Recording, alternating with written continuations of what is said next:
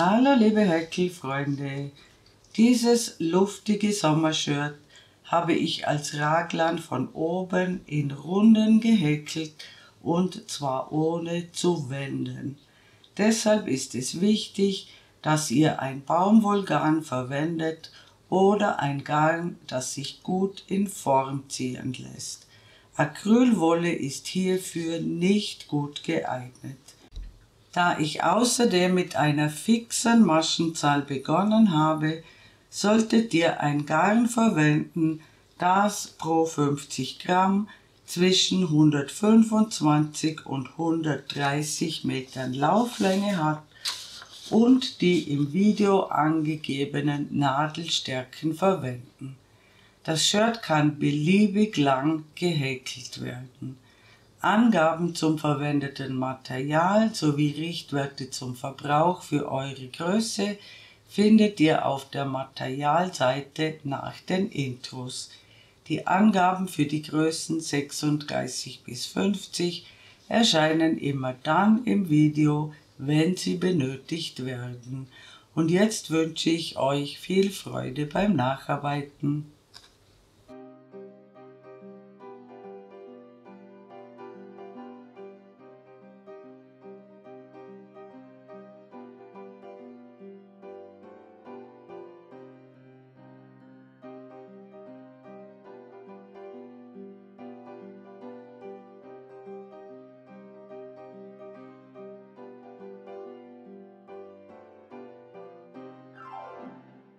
Bei den Materialangaben handelt es sich immer um Richtwerte.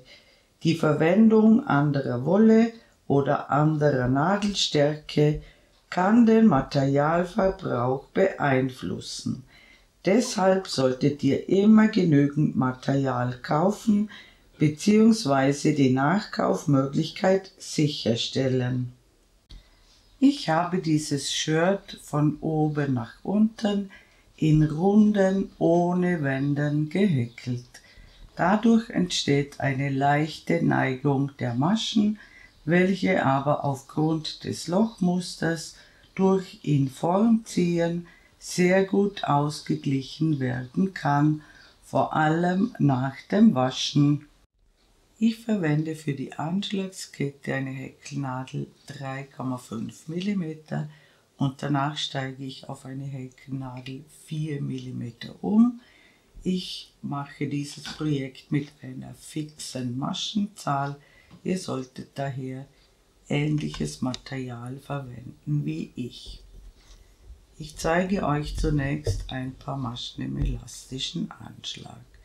Wir machen eine Anfangsschlinge, dann häkle ich 2 Luftmaschen. Ich drehe die erste Masche um, sodass 2 Fäden oben sind und einer unten. Ich steche ein, ich hole den Faden durch, ich ziehe den Faden durch eine Schlaufe durch und dann durch die anderen 2. In den dritten Faden von der Nadel aus gesehen einstechen, den Faden durchholen, durch eine Schlaufe durchziehen und dann durch die anderen 2. In den dritten Faden von der Nadel aus gesehen einstechen, den Faden durchholen. Wir häkeln sozusagen zuerst die Luftmasche und dann die feste Masche. In den Querfaden einstechen, den Faden durchholen, durch eine Schlaufe ziehen und dann durch die anderen 2. Wir haben jetzt 4 Maschen gemacht. Wir häkeln später hier, wo die schönen Maschen sind, und ich mache genau 116 Maschen und diese Kette sollte ungefähr zwischen 65 und 70 cm lang sein. Wenn das gar nicht passt, dann bitte das Material anpassen, und wenn ihr 116 Maschen angeschlagen habt, sehen wir uns wieder. Willkommen zurück. Ich habe genau 116 feste Maschen angeschlagen.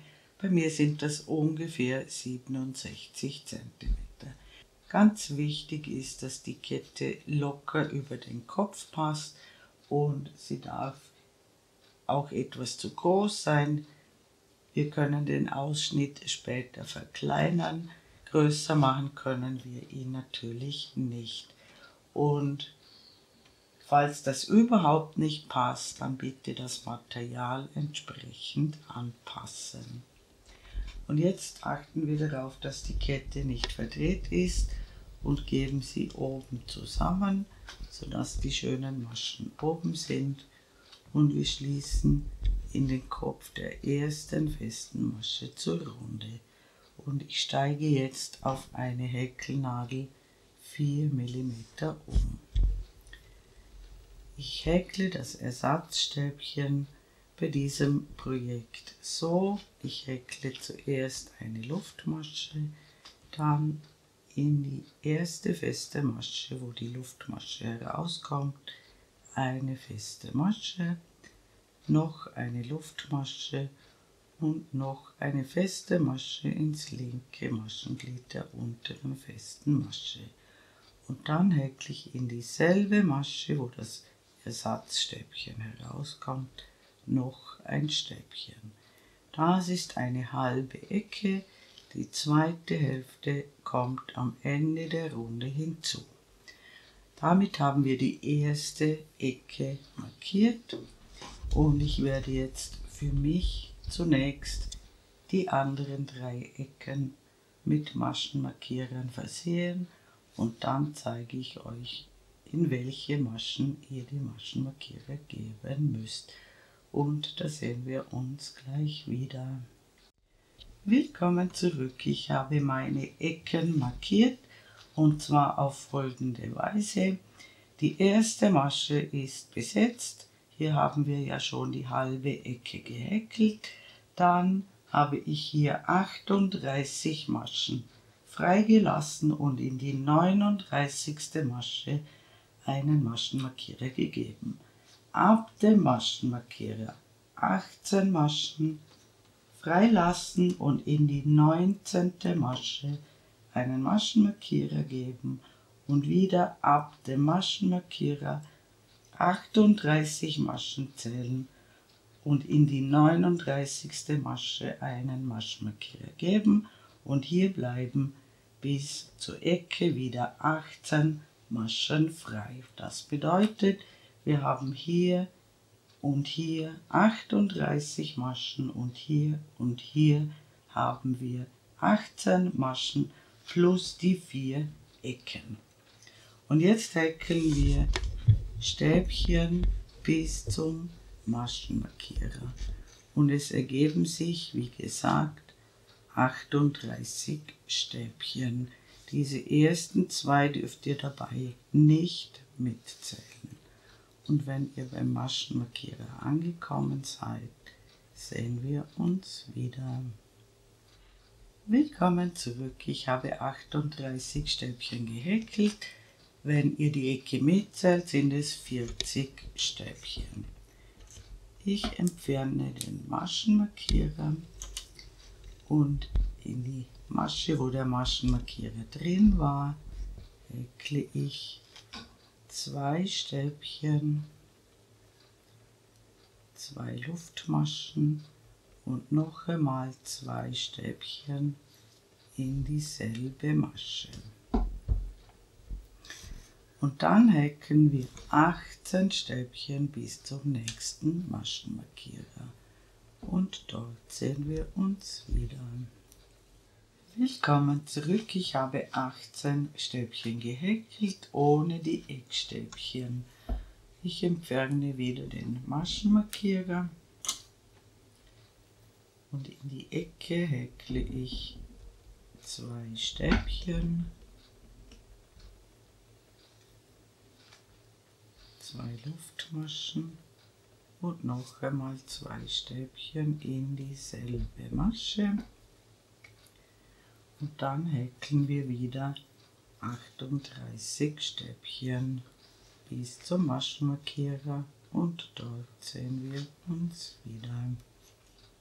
Willkommen zurück. Ich habe 38 Stäbchen gehäkelt, ohne die Eckstäbchen, und ich entferne auch diesen Maschenmarkierer und häkle in die Ecke 2 Stäbchen, 2 Luftmaschen und 2 Stäbchen. Und jetzt häkeln wir 18 Stäbchen bis zum Ende der Runde und dort sehen wir uns wieder. Willkommen zurück. Ich habe 18 Stäbchen gehäkelt, ohne die 2 Eckstäbchen, und hier fehlt uns noch die zweite Hälfte der Ecke und die häkeln wir in dieselbe Masche, wo die halbe Ecke schon drin ist. Wir häkeln 2 Stäbchen in dieselbe Masche, wo die halbe Ecke sich befindet, und dann schließe ich mit einem halben Stäbchen in den Kopf des ersten Stäbchens zur Runde. Auf diese Weise erhalten wir hier ebenfalls eine schöne Ecke und wir befinden uns in der Mitte der Lücke. Und dieses halbe Stäbchen ersetzt die 2 Luftmaschen. Jetzt häkeln wir in die Lücke wieder eine halbe Ecke. Zunächst häkle ich das Ersatzstäbchen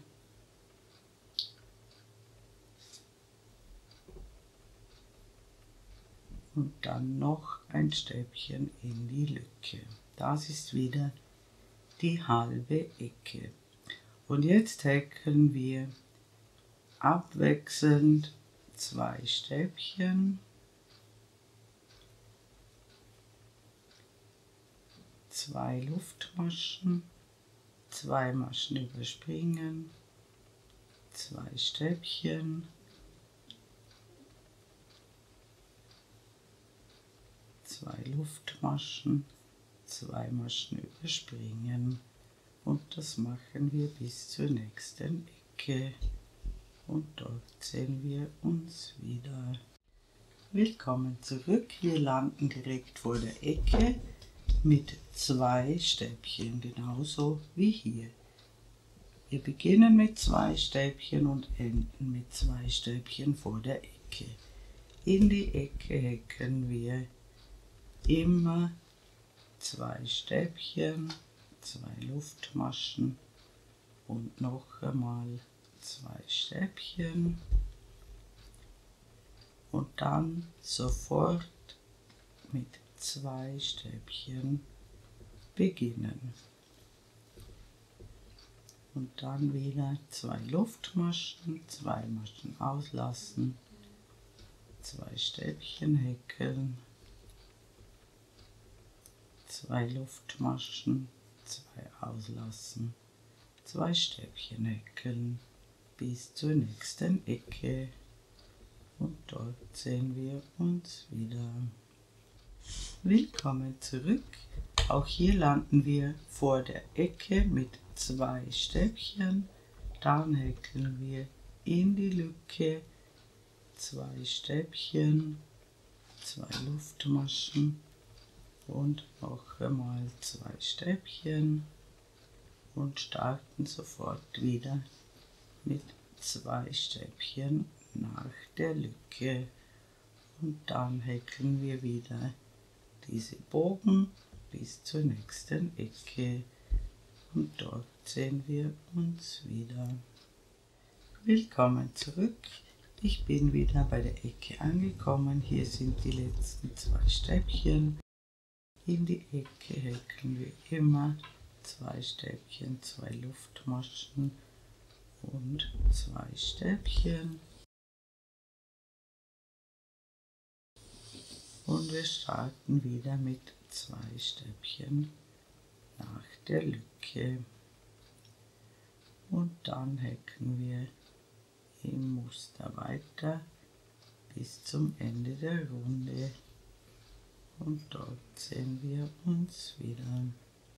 Willkommen zurück, wir sind an der Ecke angekommen. Auch hier haben wir vor der Ecke 2 Stäbchen und wir häkeln in die Ecke noch 2 Stäbchen und dann schließen wir mit einem halben Stäbchen in den Kopf des ersten Stäbchens zur Runde. Zur Überprüfung, wir haben hier 5 solche Lücken und an den längeren Seiten haben wir 10 solche Lücken, an den schmalen Seiten 5 Lücken. Und das war bereits der erste Mustersatz. Es sind immer dieselben 2 Reihen, eine Reihe Stäbchen, eine Reihe mit diesem durchbrochenen Muster und ich zeige euch beide Reihen noch einmal. Zuerst häkeln wir in die Lücke das Ersatzstäbchen und noch ein Stäbchen in die Lücke, das ist ganz wichtig. Dann häkeln wir auf jedes vorhandene Stäbchen ein Stäbchen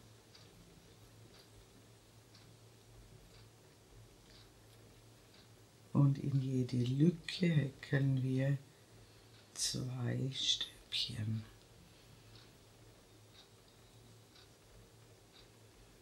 Genau arbeiten, auf jedes vorhandene Stäbchen ein Stäbchen häkeln und in jede Lücke 2 Stäbchen häkeln bis zur nächsten Ecke und dort sehen wir uns wieder. Willkommen zurück, ich bin bei der Ecke angekommen. Ganz wichtig, bis zur Ecke Stäbchen häkeln, keinen Maschenkopf vergessen und in jede Lücke 2 Stäbchen häkeln. In die Ecke häkeln wir immer 2 Stäbchen, 2 Luftmaschen und 2 Stäbchen. Und in dieser Reihe sind vor und nach der Ecke immer 4 Stäbchen.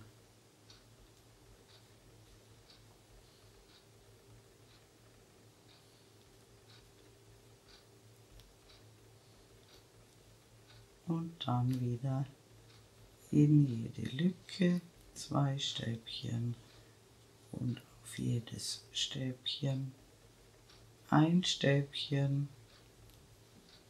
Die Ecke besteht aus 2 Stäbchen, 2 Luftmaschen und 2 Stäbchen und ansonsten funktionieren alle Kanten genau gleich. Und am Ende der Runde sehen wir uns wieder. Willkommen zurück, ich bin beinahe rundherum gekommen. Auch hier sind am Ende 4 Stäbchen und dann noch 2 Stäbchen in die Lücke. Die dürft ihr nie vergessen. Und dann schließen wir mit einem halben Stäbchen in den Kopf des ersten Stäbchens. Und wir kommen zur zweiten Musterreihe. Wir häkeln immer zunächst das Ersatzstäbchen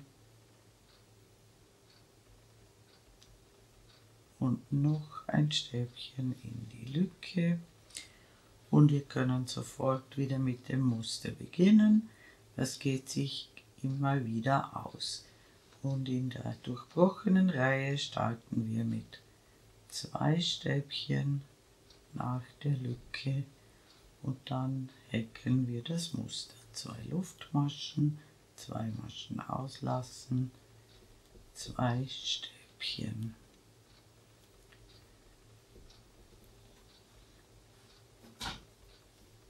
Zwei Luftmaschen, 2 Maschen auslassen, 2 Stäbchen.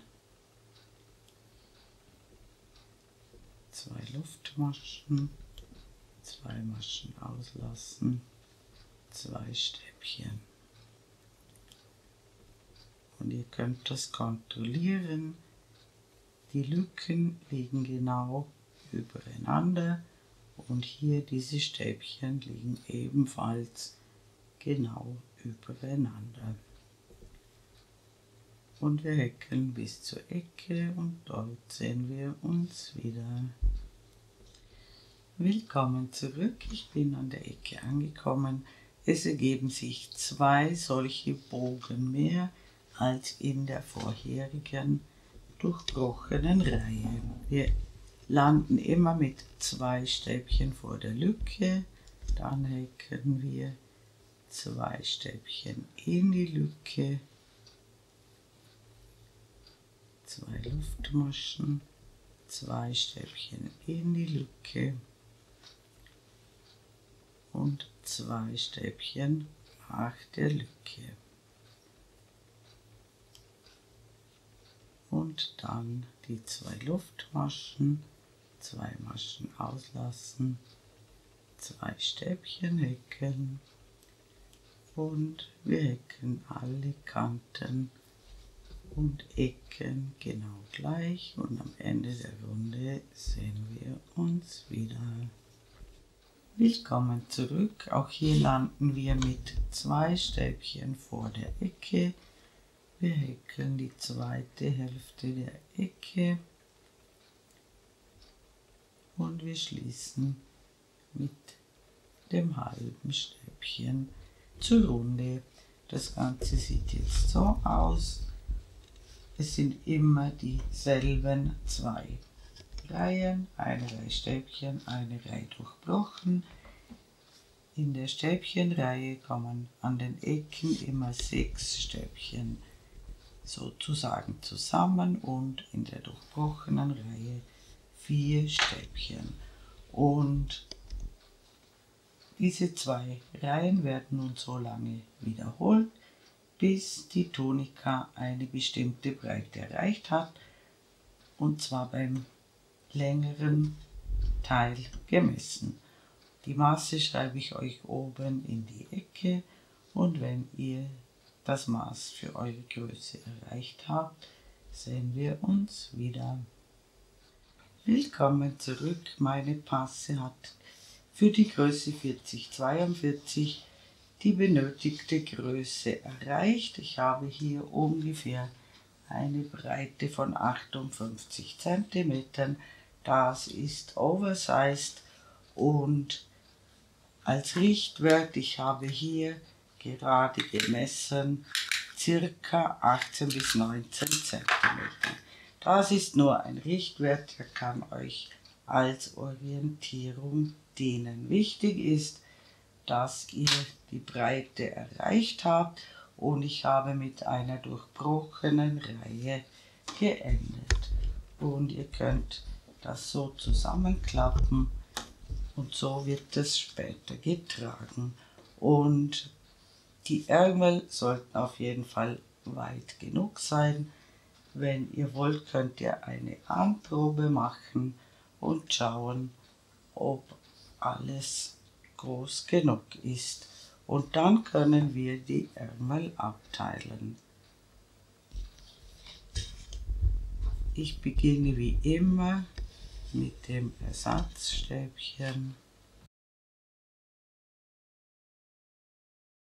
und einem Stäbchen in die Lücke und häkle genau wie immer eine Reihe Stäbchen bis zur nächsten Ecke und dort sehen wir uns wieder. Willkommen zurück, ich bin an der Ecke angekommen. Auch hier häkle ich 2 Stäbchen in die Lücke und dann überspringen wir den Ärmelteil und häkeln auf der anderen Breitseite weiter. Und auch hier häkeln wir 2 Stäbchen in die Lücke und dann häkeln wir eine ganz gewöhnliche Reihe mit Stäbchen, bis wir an der anderen Ecke wieder ankommen. Und dort sehen wir uns wieder. Willkommen zurück, ich bin beinahe mit der Runde fertig. Auch hier häkle ich 2 Stäbchen in die Ecke Hier haben wir den ersten Ärmel abgeteilt und jetzt schließen wir mit einer Kettmasche in den Kopf des Ersatzstäbchens zur Runde. Ich häkle über dem Ersatzstäbchen wieder das Ersatzstäbchen. Dann häkle ich 5 Stäbchen.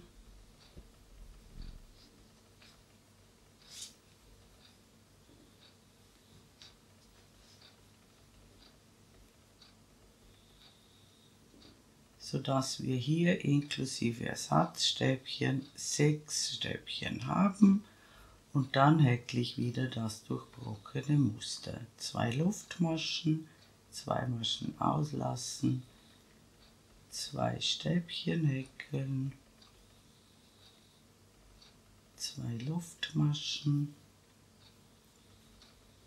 2 Maschen auslassen, 2 Stäbchen häkeln und zur Kontrolle, die Lücken sind wieder übereinander und auch die Stäbchen sind übereinander und wir häkeln, bis wir wieder unter dem Arm ankommen und dort sehen wir uns wieder. Willkommen zurück, ich bin beinahe unter dem Arm angekommen. Im Moment habe ich hier bis zur Lücke 8 Stäbchen, 2, 4, 6, 8. Ich häkle noch einmal 2 Luftmaschen, ich überspringe 2 Maschen und bis zur Lücke ergeben sich genau 6 Stäbchen.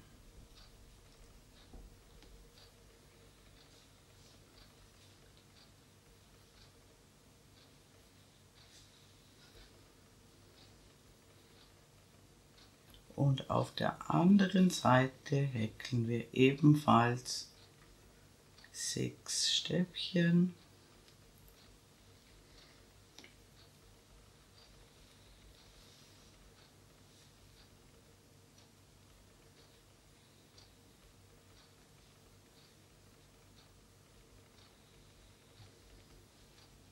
Sodass unter dem Arm 12 Stäbchen zusammenkommen und das bleibt nun immer gleich.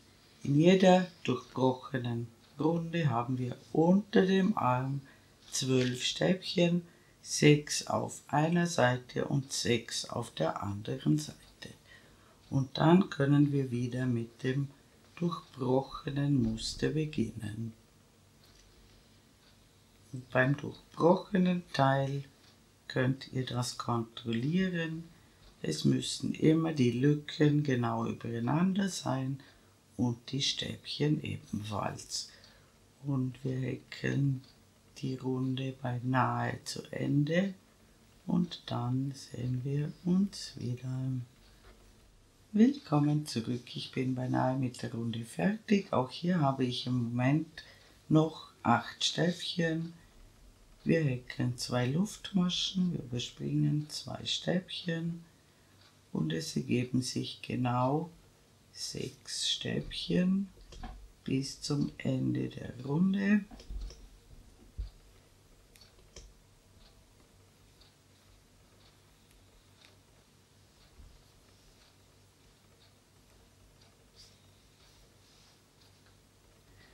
Und wir schließen mit einer Kettmasche in den Kopf des Ersatzstäbchens zur Runde. Wir haben also auch hier 12 Stäbchen, die zusammenkommen. Und diese 2 Runden, die wir soeben gemacht haben, werden nun stets wiederholt. Jetzt folgt eine Reihe wieder mit Stäbchen und hier häkelt ihr einfach wie oben bei der Passe auf jedes Stäbchen ein Stäbchen und in jede Lücke 2 Stäbchen. Und dann folgt wieder eine durchbrochene Reihe und in der durchbrochenen Reihe kommen unter beiden Armen immer 12 Stäbchen zusammen. Und diese 2 Reihen wiederholen wir so lange, bis die Tunika die gewünschte Länge erreicht hat. Ich schreibe euch einen Richtwert oben in die Ecke und wir messen von der Schulter gerade hinunter und ich würde mit einer Stäbchenreihe enden. Und wenn ihr soweit gekommen seid, sehen wir uns wieder. Willkommen zurück. Mein Shirt hat die gewünschte Länge erreicht. Ich habe ab der Schulter gemessen, ca. 52 cm. Ihr könnt das Shirt natürlich auch länger machen. Achtung, es wird sich noch ein bisschen aushängen. Und ich habe mit einer Stäbchenreihe geendet. Und am Schluss häkle ich noch eine Luftmasche, schneide den Faden ab, ziehe ihn heraus und ziehe ihn fest. Und jetzt machen wir den Halsausschnitt und ich beginne bei einer Schulter. Ich steche hier tiefer ein. Ich nehme nicht nur den obersten Faden, sondern steche tiefer ein und hole den Faden durch. Ich mache einen Knoten.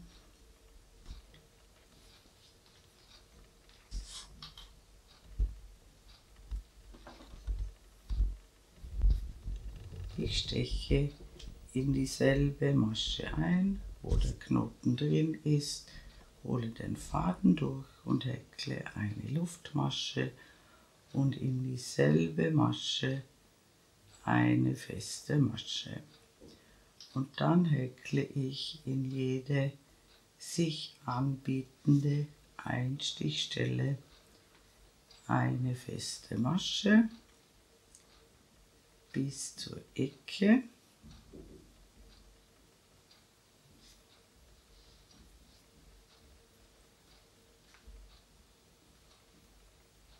Und in der Ecke höre ich eine Masche vor der Ecke auf. Hier ist die Eckmasche und ich häkle in der Ecke 3 zusammen abgemaschte feste Maschen.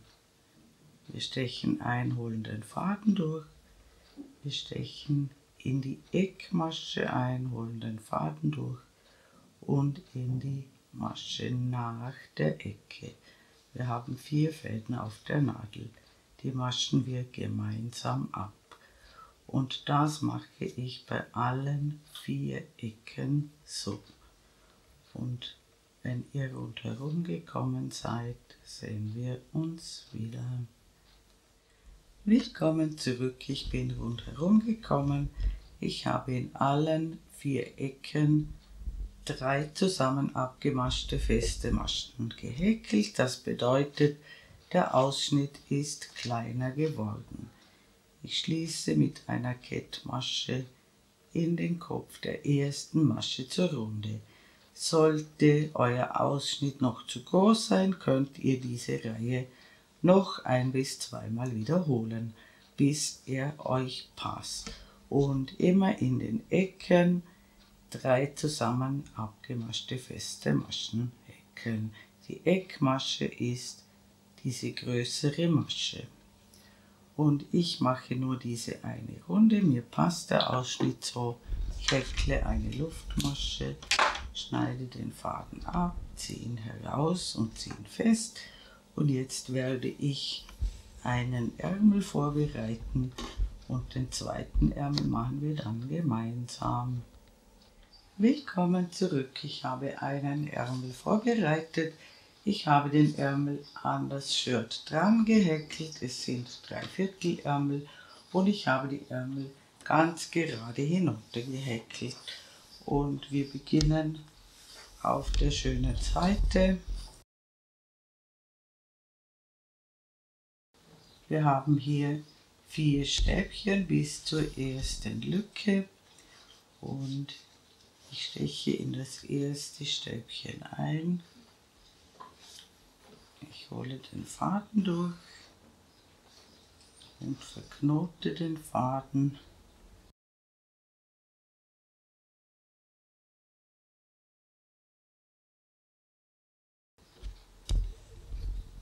Ich steche noch einmal in dieselbe Masche ein, hole den Faden durch und häkle in dieselbe Masche das Ersatzstäbchen. Und dann noch 3 Stäbchen bis zur Lücke, sodass wir hier 4 Stäbchen haben. Und dann häkeln wir wie gewohnt in jede Lücke 2 Stäbchen und auf jedes Stäbchen ein Stäbchen. Und am Ende der Runde sehen wir uns wieder. Willkommen zurück, ich bin beinahe rundherum gekommen. Auch hier haben wir am runden Ende unter dem Arm 4 Stäbchen.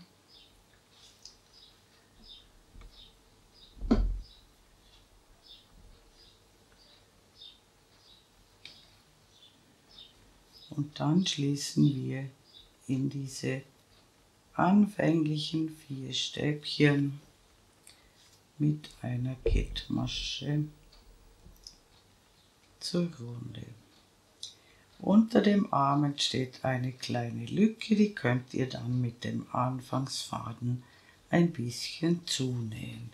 Wir haben jetzt also hier 8 Stäbchen, die zusammenkommen, und das bleibt auch so.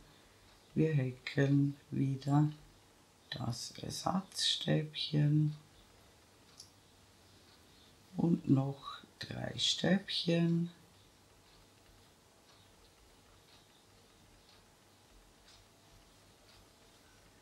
Sodass wir hier 4 Stäbchen haben, und dann beginnt das Lochmuster. Mit den 2 Luftmaschen, 2 Maschen überspringen, 2 Stäbchen und so weiter.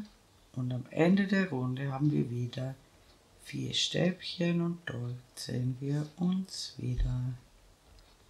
Willkommen zurück, ich bin beinahe mit der Runde fertig. Hier habe ich noch 2 Luftmaschen gehäkelt, ich überspringe 2 Maschen und am Ende bleiben wieder 4 Stäbchen unter dem Arm übrig.